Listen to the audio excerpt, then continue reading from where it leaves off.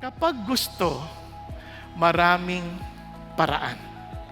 Kapag ayaw, maraming dahilan. Dito sa atin sa CCF, wala kang pwedeng palusot kasi faithful ang mga leaders natin to train that's the body of Christ, to tell the world about Jesus.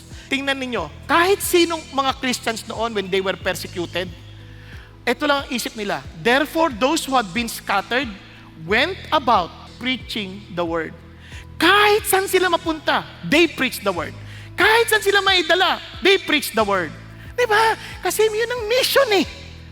Kaya kung wala sa atin yun, alam natin wala tayo sa lugar. Alam natin na we are just living on this world. Kaya nga, alam nyo na kaagad what emptiness you are going through. Hindi mo kailangan gawin ito mag-isa. May D-group ka. Sama-sama kayo. You pray together. Diba? Pero kung wala kang D-group, feeling mo mag-isa ka. Kaya may D-group, may church kang kinabibilangan to train you. Hindi ka nag-iisa. God has provided you the means, but remember, God has no other plan but for you to be His messenger. Walang iba. Ikaw yun. Ikaw ang pinili ng Diyos to be the messenger in your area, in your own world.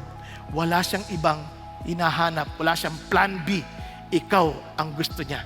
Ikaw ang hinirang niya. Because His mission is our mission.